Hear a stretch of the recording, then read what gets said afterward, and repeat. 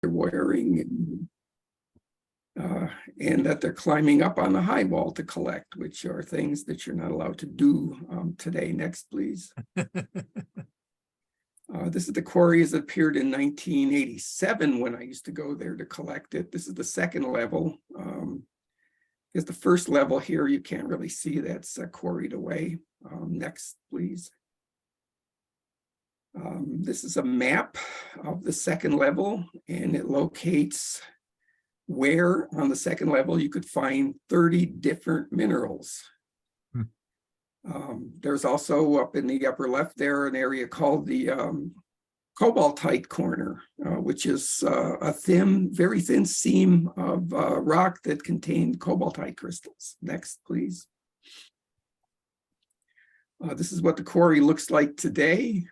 There's not much of the second level left. You have to kind of go through the woods to find it, and it's probably about 200 feet long. And a recent visit there, I found no mineralization whatsoever. I've been in this quarry off and on over the years, and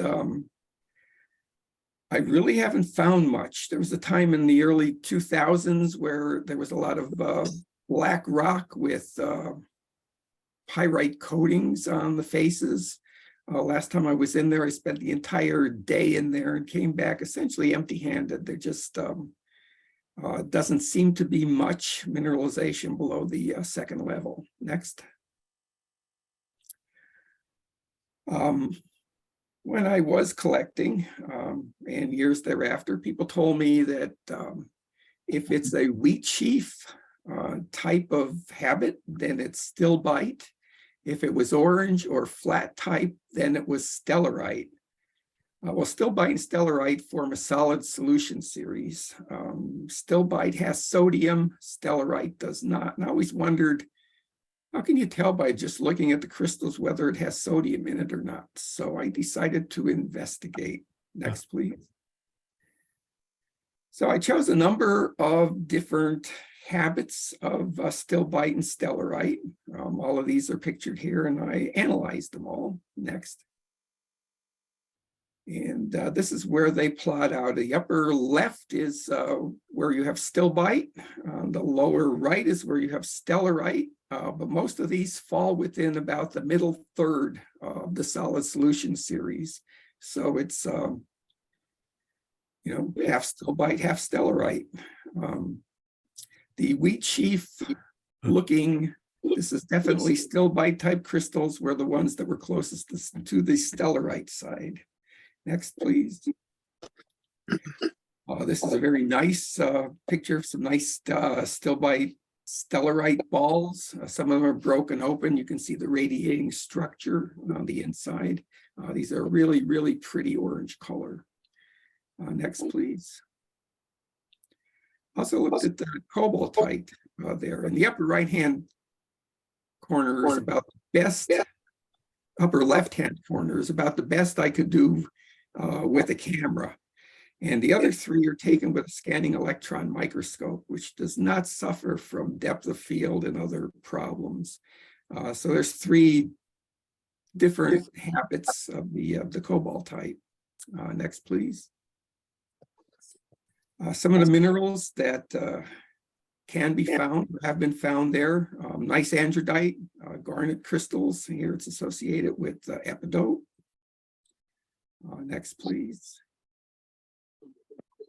This was a really rare find. The purple material is axonite crystals, and it's here associated with some very nice acicular actinolite crystals. And there was not much of this material came out. My understanding is it was like one of these one-time finds where if you were there that day, you got a bunch of it, and it was never seen again. Next, please. Calcite is a very common mineral there. It occurs in a wide variety of different habitats. Two of these sort of tannish ones pictured here. Next, please. Some of it are white crystals down on the lower right, and boxwork calcite on the upper left. Next, please. This is a specimen that has pyrite included in the calcite, so it's kind of sparkly. This one's very lustrous, and the calcite is fairly translucent, so you can see the pyrite that's underneath the crystal faces. Next, please. Most of the calcite from there is fluorescent, and under shortwave ultraviolet light, it will either be a very pretty red color or a pretty awesome orange color. And there's something there that's fluorescing bright white. Off the top of my head, I don't remember what that was, but the calcite does fluoresce very nicely. Next, please. Among the zeolite minerals, orange chabazite, very nice. These crystals are probably up to 1/4 inch across. They're very nice, well formed. There's also white chabazite and sort of a yellowish chabazite that are less common that are found there. Next, please. Quartzite is a pretty rare mineral for Pennsylvania. That's the bluish black mineral that's in there, and it's scattered amongst stilbite, stellarite crystals. Next, please. Pyrite, very common. Here there's not well-formed crystals, but fairly large. These are about 1 inch across, groups of crystals. Next, please. And these, if you magnify them, are very nice cubic crystals that are on natural light. And some of them, you can see the natural light actually piercing the pyrite crystals. Next, please. Also common was this material. Here you see there's a bug here that you could see the needles of the natural light. But for some of the material, it was a solid white and solid orange. And that stuff is all natural light. Next, please. Heulandite. These are some really, really nice, your typical coffin-shaped crystals of heulandite. Next, please. Okay, we're going to visit 3 localities here. The old Perkiomen mine, not to be confused with the new Perkiomen mine, the Collegeville Amethyst locality, and down at the bottom, the Ecton Perkiomen mine complex. So we're getting down near the end of the Triassics there. The old Perkiomen mine was in the Brunswick Formation. Now, there were a whole bunch of copper mines in the Brunswick Formation in Montgomery County. None of them were successful. None of them made any money. It's certain places it was common that you had a lot of copper mineralization, usually green malachite coatings on the bedding plains of the Brunswick. And people saw this and they thought, we're going to open a copper mine. And some cases sold stock. In one case, they actually erected a furnace to smelt the stuff. Of course, the furnace never worked. And there was not an ore body, and there was not sufficient material to be a paying proposition. So the old Perkiomen mine, which is just outside of Schwenksville, copper mining began about 1720. This is the oldest copper mine in Pennsylvania and the second oldest copper mine in the United States. And again, it was bedding plains with copper mineralization. So every once in a while, people would rediscover this and start mining. So mining took place in the 1740s, 1770s, 1830, 1900, 1907. And the last mining took place in 1916 during World War I. Next, please. So about 1720, a group of investors from Philadelphia got together. They purchased the property, but they were merchants and businessmen, and they really didn't know much about mining. So they sent somebody over to Germany, to the Harz Mountains, and he recruited a mining engineer and a group of experienced miners and convinced them to come to Montgomery County to work this copper mine. So this is the tunnel that was done about 1840s. by the German miners. They did an adit through a solid rock into the hillside. There's 3 shafts also, which at least one of them they created. There's a lantern niche about every 20 feet, so you could put a lantern to light your way through this tunnel. The mining engineer also owned a farm. He was killed in a farming accident, and after that, mining subsided. Next, please. So around the time of the Revolutionary War, the property went up for sale. The Perkiooming, Perquiouming, copper mine tract, 450 acres. And there was a rumor that during this time period, there's 2 stories. One story say the colonists uncovered a very rich vein of copper ore, and they covered it up and hid it so it wouldn't fall into the hands of the British. The other story says that the British found this very rich vein of copper ore, covered it up so that it wouldn't be used by the colonists. At any rate, the closest smelter was in England, so it wasn't like they were going to actually use the ore locally. This legendary rich vein was never found in any of the subsequent mining endeavors. Next, please. And this was the last one, Schwenksville Mining Company. Guy by the name of Maneri had his fingers in this. He also had his fingers in the Phoenixville mines and other mines in Montgomery County. Next, please. This is what some of the ore looks like. Criscola, nice coating on the fracture surface or the bedding planes in the Brunswick Shale. Next, please. And malachite. There's actually some decent little sprays of crystals on this piece. Next, please. All right, we're going to visit the Collegeville Amethyst locality. This is where Route 422 crosses Route 29. If you go to your left, you go to Pottstown. To the right takes you to King of Prussia.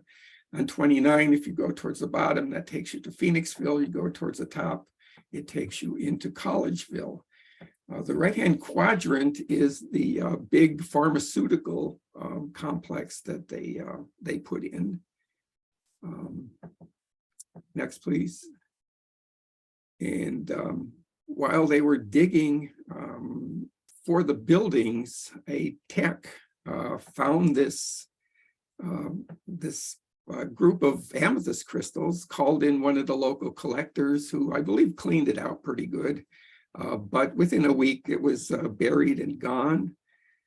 It's called Collegeville Amethyst locality. It's really 1.5 miles southwest of Collegeville, and it's attributed to hydrothermal veins cutting the Stockton Formation sandstone. I've done a lot of work in the Stockton Formation in Montgomery County and Bucks County, and for years, and I have never ever seen as much as a quartz crystal anywhere in the Stockton Formation.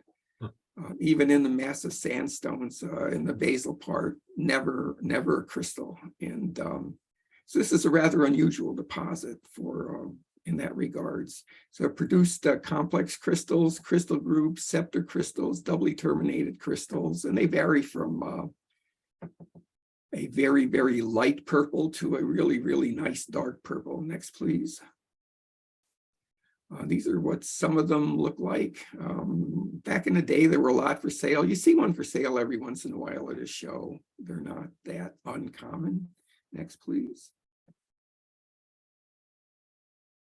It's another one that's sort of embedded in massive quartz with some smaller crystals, very light color. Next, please. And this is sort of a goofy, doubly terminated one, sort of crystal. All right, next, please. All right, next we'll talk about the Perkiomen mines in Audubon. The Ecton mine is located, go ahead.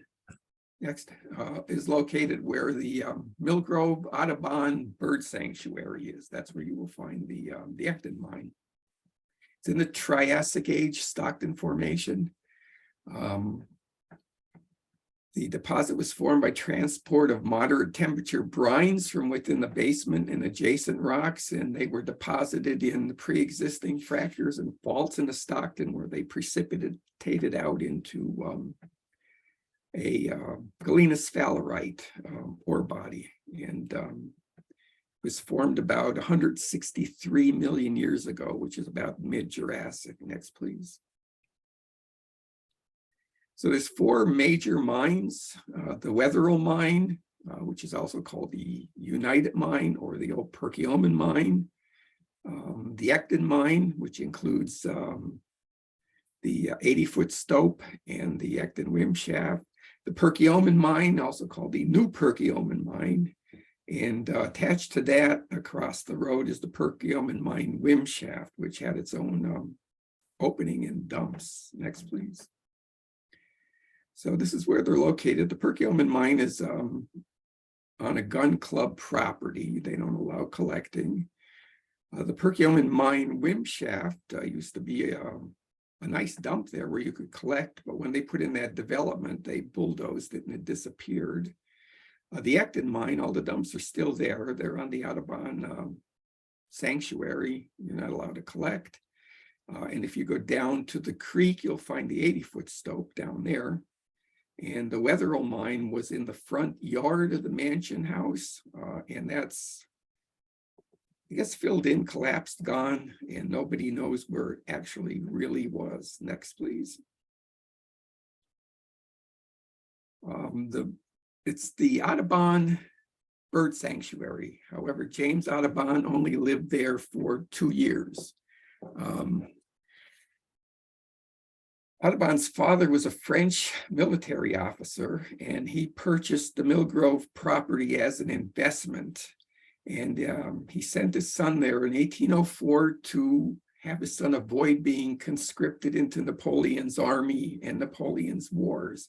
And he also sent a guy by the name of Francis da Costa to be the overseer of the lead mine, which was discovered in 1804.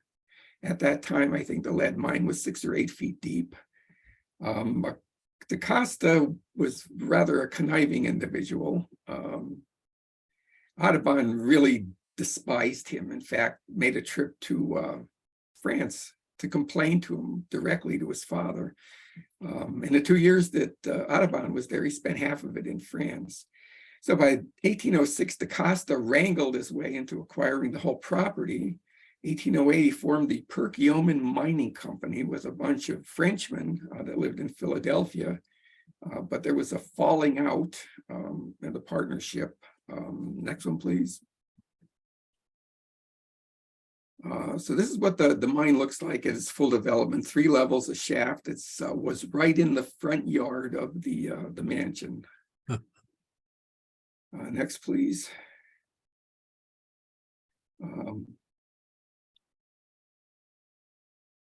Okay, I kind of skipped over during the War of 1812, Wetherill, Samuel Wetherill, he owned a paint business in Philadelphia, and he needed lead to make his white lead paint.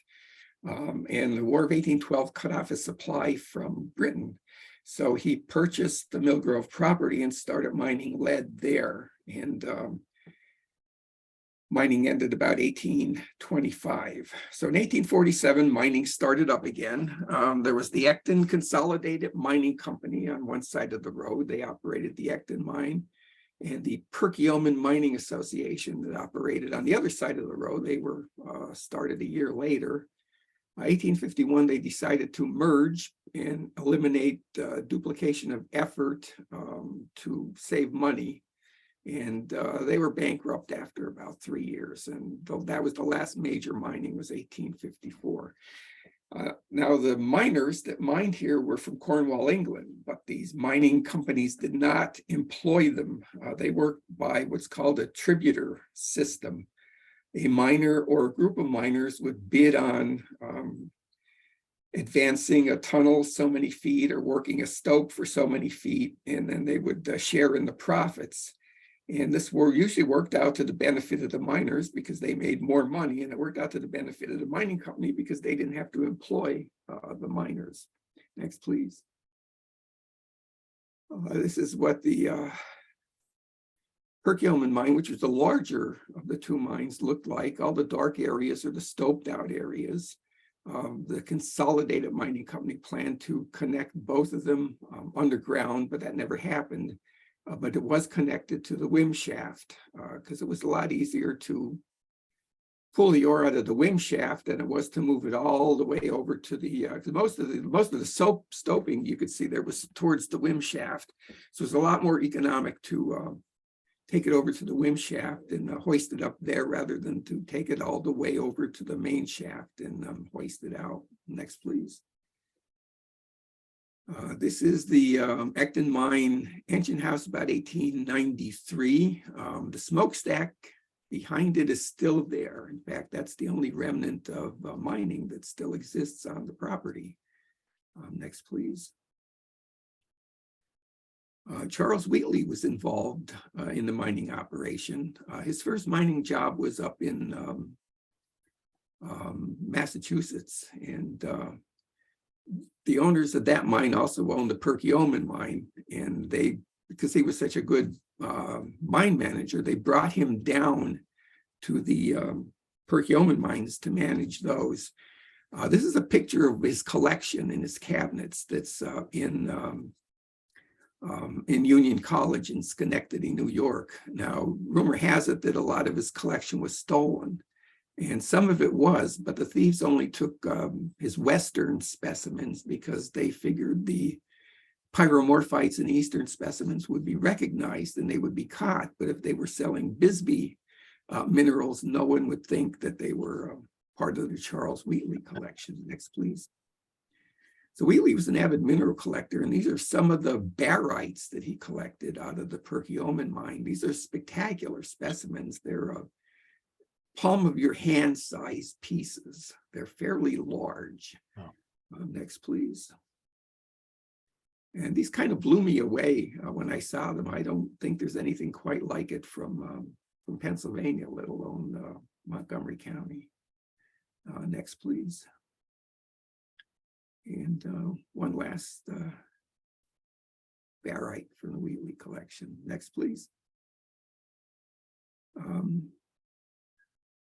About 1950 or so, collectors discovered an opening down along the creek, and they called it the 80-foot stope. That's what it goes by. Whether it's connected to the Ecton mine or not, nobody really knows. This is a diagram of what the workings look like.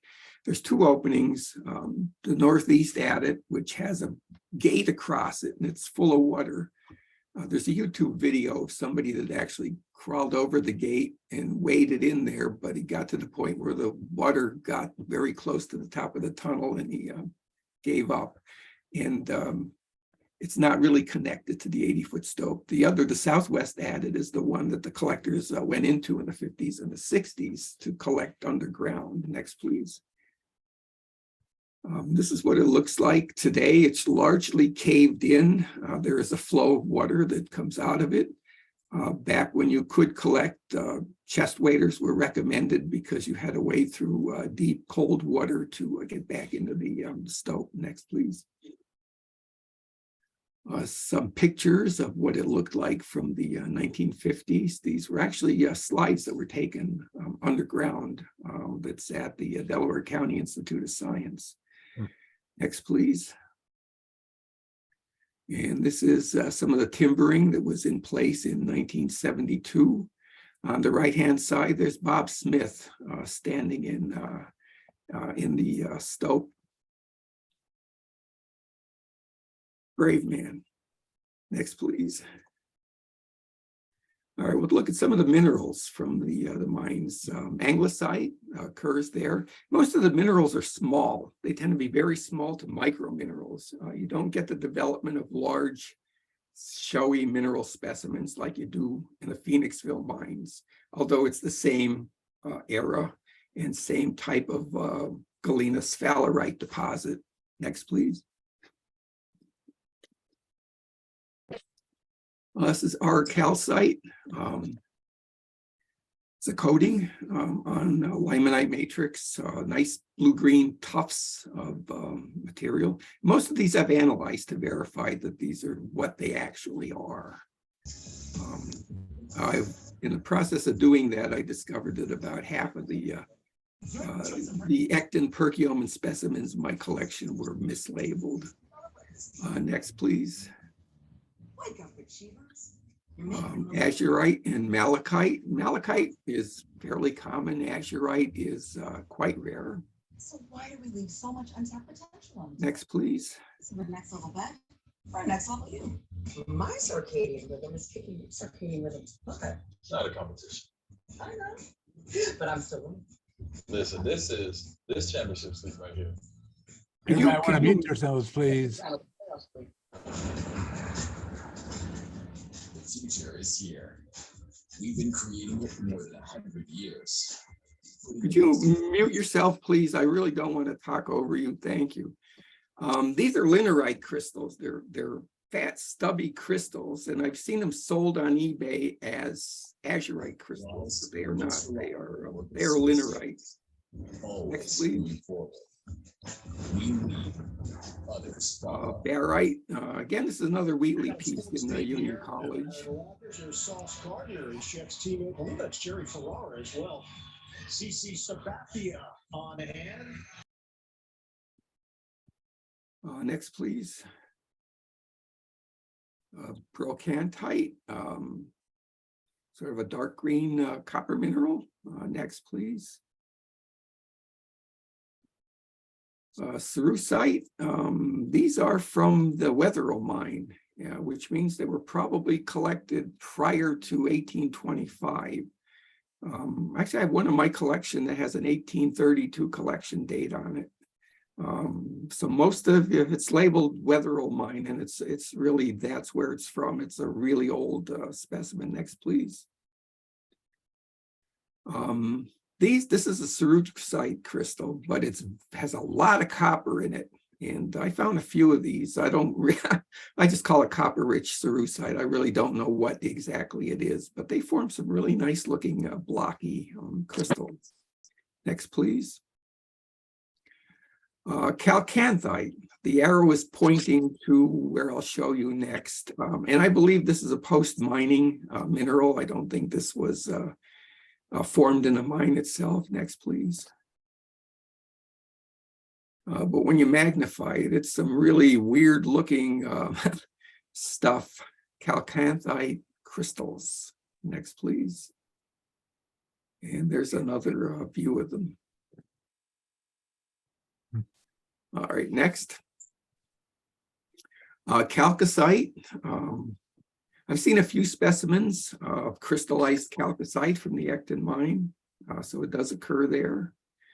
A lot of the black sulfide minerals are really hard to identify.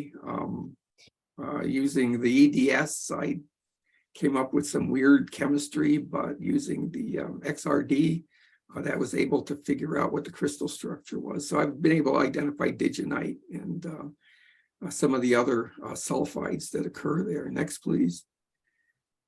Chalcopyrite, which was one of the main copper ore minerals. Here it's there's some coatings of malachite. Malachite is a weathering product of chalcopyrite. So what you're seeing is weathered chalcopyrite turned to malachite. Next, please. Chalcopyrite, this is the only crystal I've ever seen. It's probably about 1/8 of an inch, very tiny, and along with anchorite, which this is true anchorite crystals, and a little bug in the matrix. Next, please. Native copper, which occurred there sparingly. Next, please. This is a good galena from the Perkiomen mine. It formed cubic crystals, but they were not spectacular specimens. Next, please. Most of the galena looked like this, sort of a granular, massive type of mineral. On the bottom left is one of Charles Wheatley's labels. that belong to this specimen. While I was up at Union College, I asked about the Wheatley labels, and they said, oh yeah, well, some years ago, one of the curators took all the labels and put them together, and they put the Union College labels, and then they lost all the Wheatley labels. So I think they have maybe 8 original Wheatley labels for the entire Pennsylvania part of the collection there, which is very unfortunate. Next, please. This is grenikite on sphalerite from the 80-foot stope. I did identify this. It's just loaded with cadmium, so it's a good ID on that. Next. Hemimorphite, often mistaken for barite because it looks like barite in many cases. Here's I think this was originally, when I acquired it, labeled naturalite. Because it kind of looks like, radiating solid mass, but it is hemimorphite. Next, please. This is a nice spray of linerite crystals from the 80-foot stope. Seem to be fairly common, linerite. Most of the blue, in fact, all of the blue stuff that I've analyzed from the 80-foot stope, all of it's linerite. None of it was azurite. Next, please. These are actual malachite crystals from the Perkiomen mine. Pretty rare. Next, please. This is malachite, little balls. These are pretty tiny from the 80-foot stope. And when you magnify them 1,000 times, next, please, they look like little fuzz balls. Next, please. This I purchased off the internet as malachite from the Wim shaft, and it sure does look like banded malachite. I think if I showed it to 100 collectors, I'd get 100 people say, yeah, it's malachite. So I decided to analyze it, and turned out to be pseudo-malachite. Phosphorus started popping up all over the place, and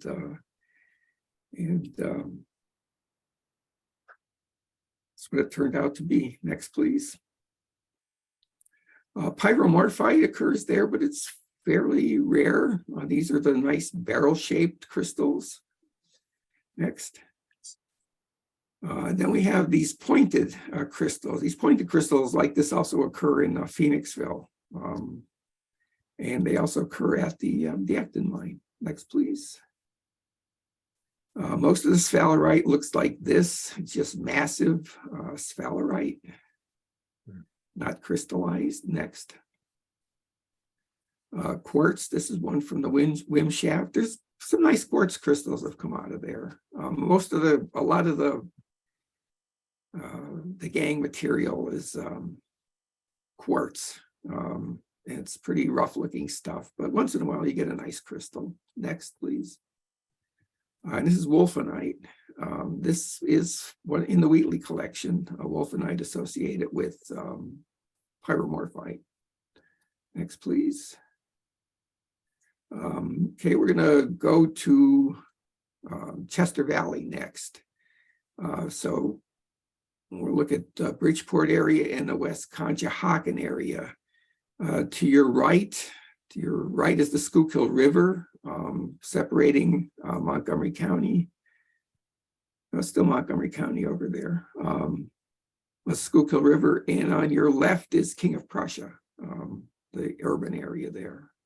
So that kind of, and 202 runs right up through Bridgeport and into Norristown, which is the square municipality at the top center of the screen. All right, next, please. There's a couple of quarries.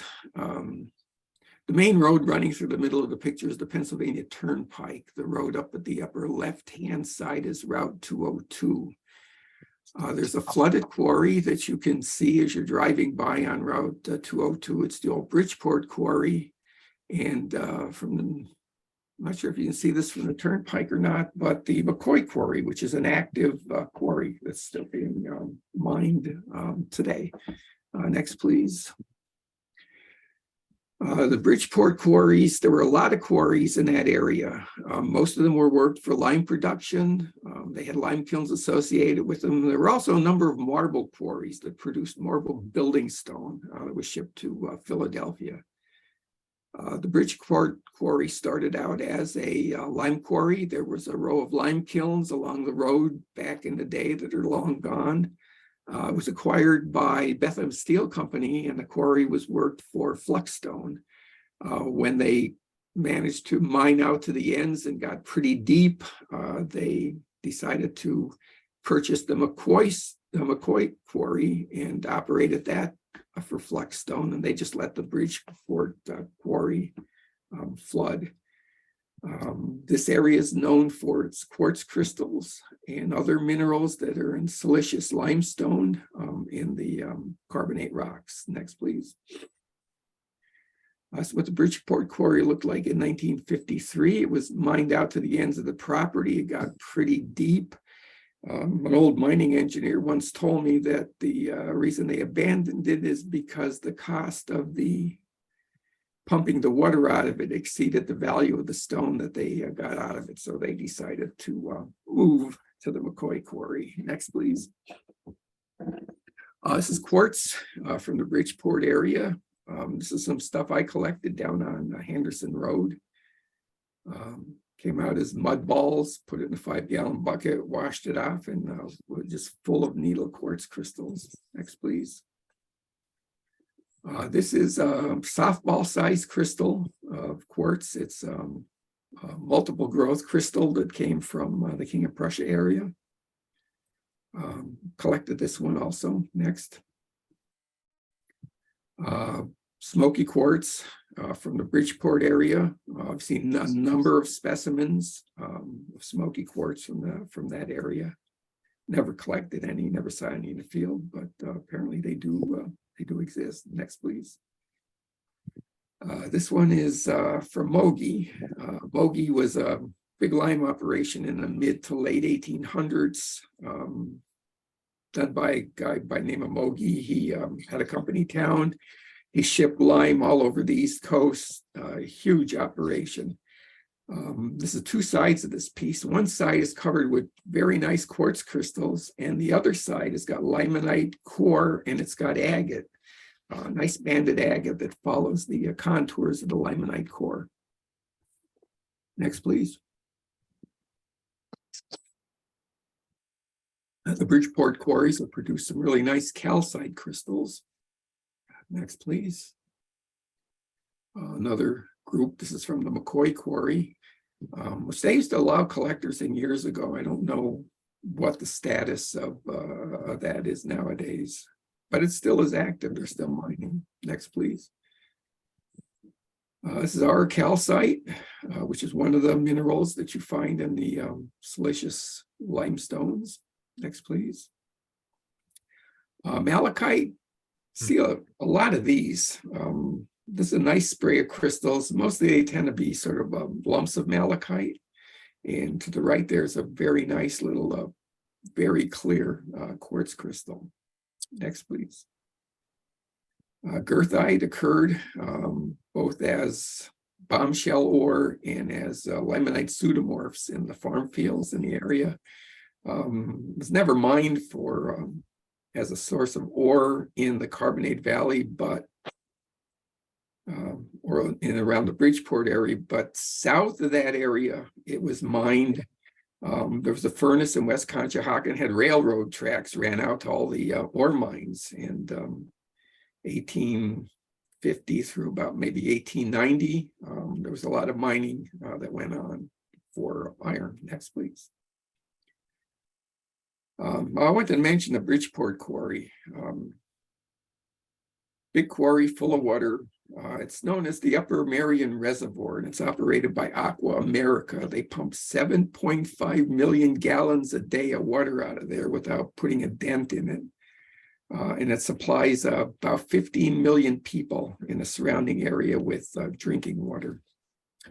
This is the West Conshohocken area. This is a map from 1893. There was a number of quarries that operated here. You'll see a lot of specimens labeled West Conshohocken, but very rarely will they be attributed to any specific quarry. The quarries also changed owners and names frequently, so that might have been hard to keep up with. Next, please. This is what the area looks like today. The bridge across the river there is the Blue Route. So in this picture are 5 old quarries, but you can't see them. And I use LiDAR imagery. LiDAR is it's airborne. They shoot laser beams down to the Earth's surface that's reflected off the Earth's surface, and they capture the reflections. And what you get is a picture of the Earth's surface without buildings, without roads, without vegetation. It's like if you stripped away everything and left just a bare earth and nothing else. Next page, please. So this is a LiDAR image of the same picture you just saw. And the quarries are very obvious as to where they are. The 5 quarries, and you could pick them out really, really readily. So I use LiDAR a lot to locate old quarries and mines, and it also shows up the mine dumps really well. So if you have a mine and you have a mine dump, it shows you the extent of it and where it is. So it's a great tool for geologists, mineral collectors, and historians.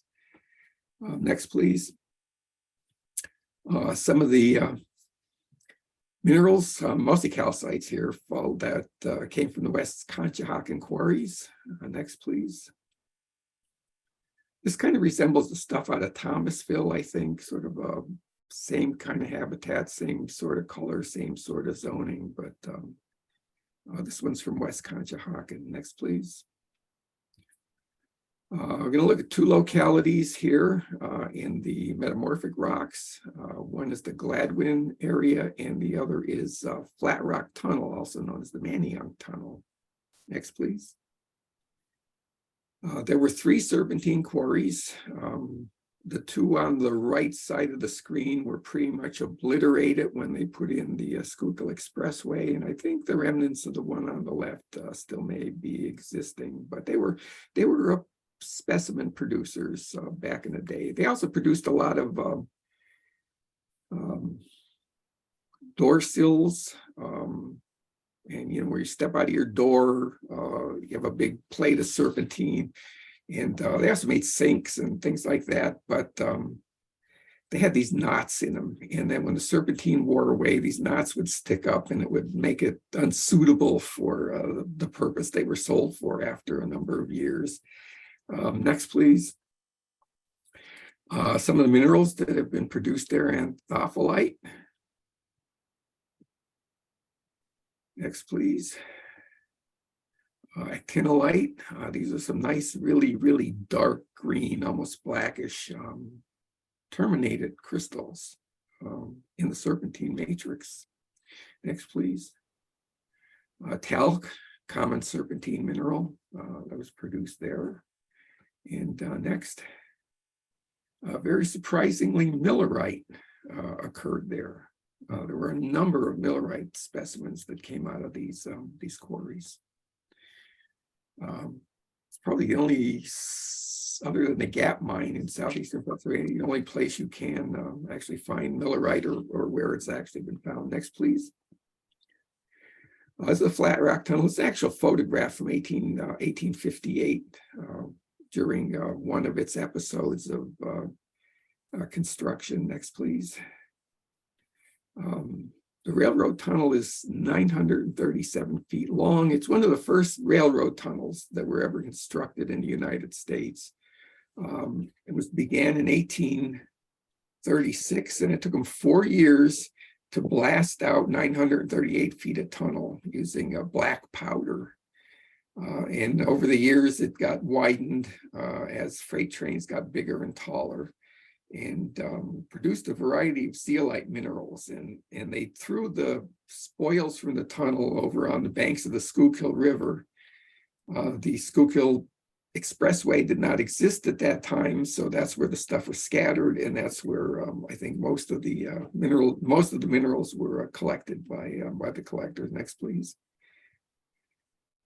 Some of the zeolites that came out of there, chabazite, nice orange cubic crystals. Next, please. Heulandite, again, more orange crystals. Next, please. Stilbite, wheat sheaf habit, also orange.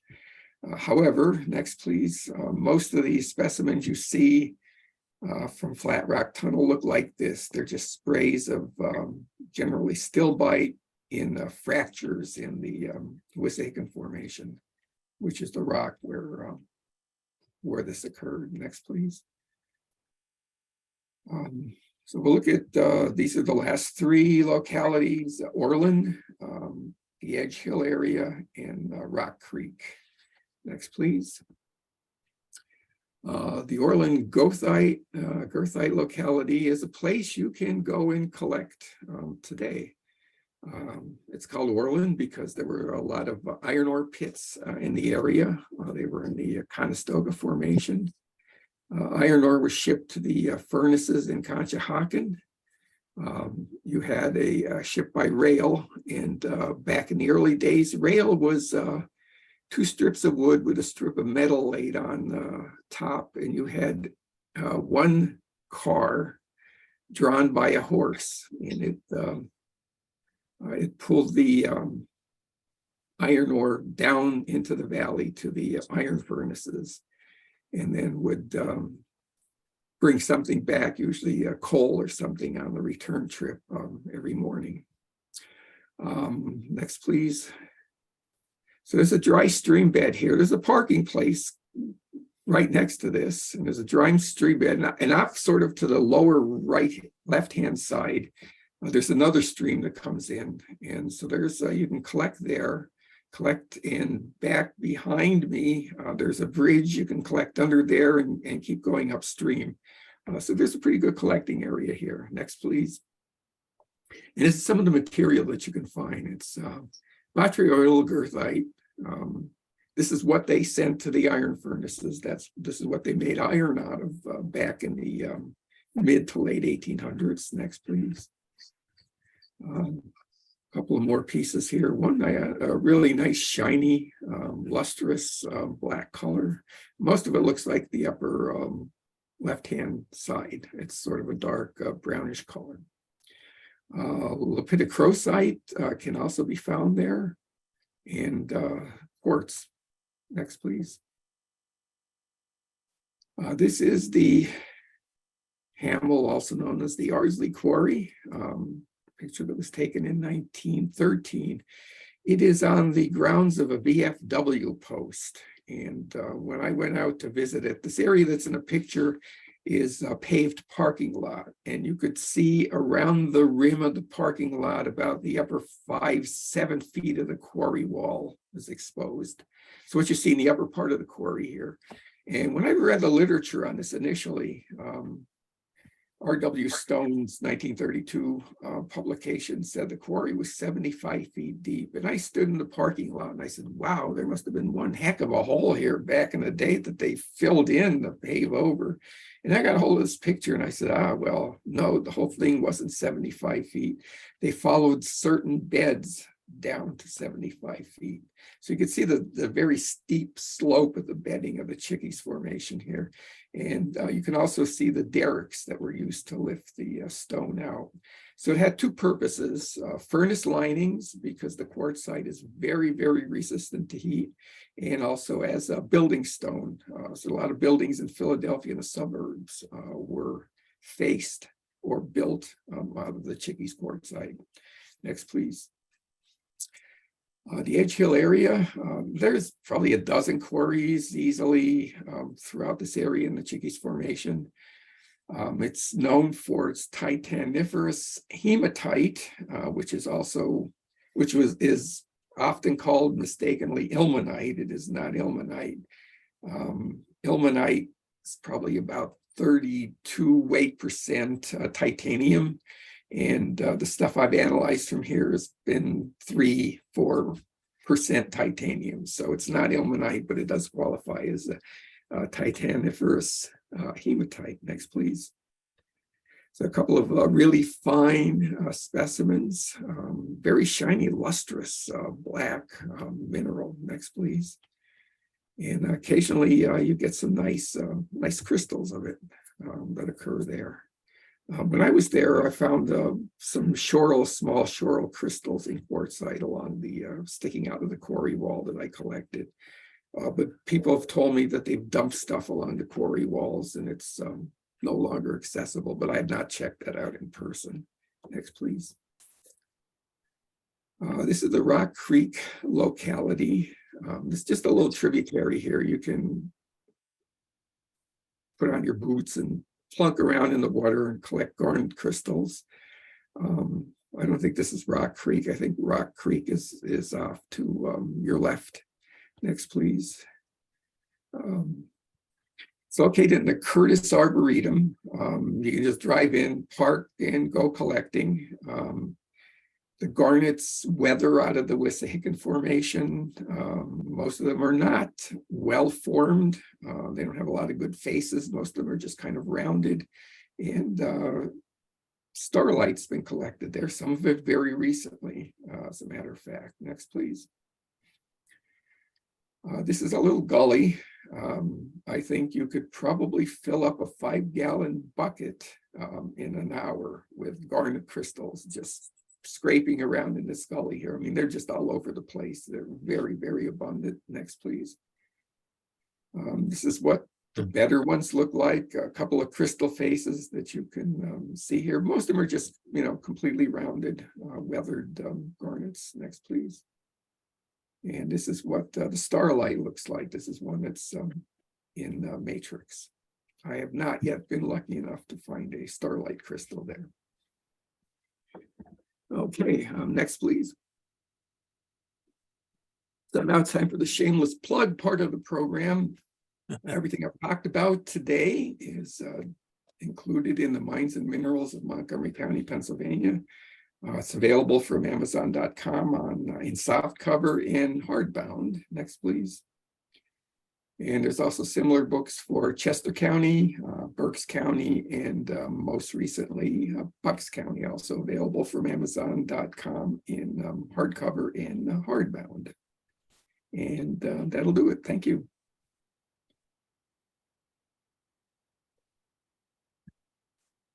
Okay. Ron, thank you very much. And thank you everybody for your patience in getting this off here tonight. I'm just reading somebody asked why was the mobile phone wearing glasses? Because it lost its contacts. Okay. Well, what was the spider doing on the computer? He was making us website. Deb was really hard it tonight. What is the biggest lie anybody can tell? I have read and agreed to all the terms and conditions. Okay.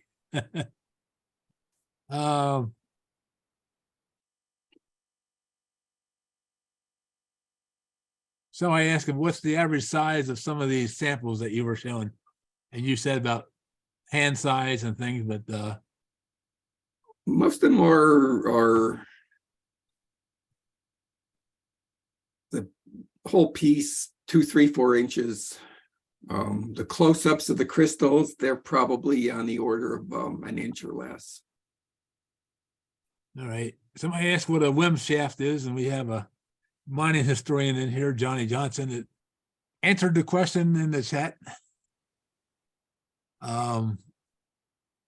Thank you, Ron. Your program was worth waiting for. Thanks for not giving up.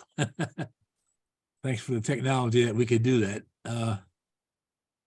Very nice. Love the minerals and the mining history.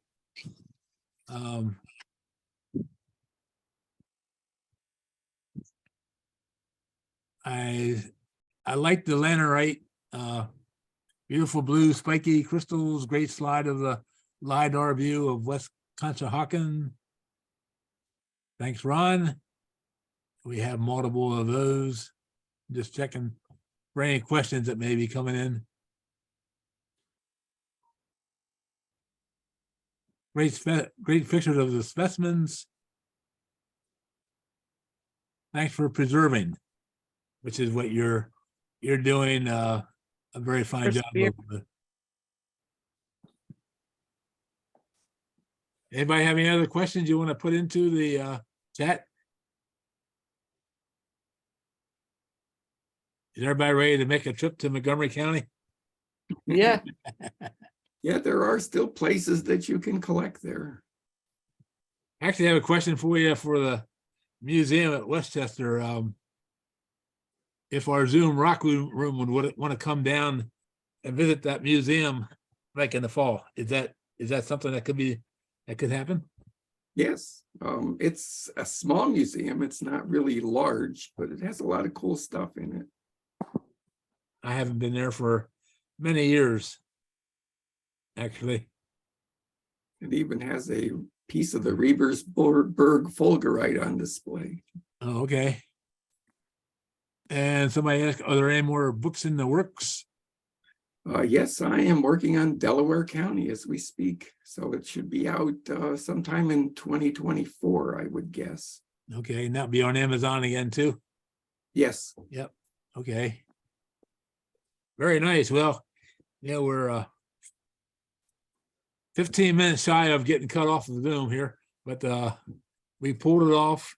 Most of the program was recorded. I missed the first 4 slides because I was trying to figure out where to hit my record button since I was sharing the screen.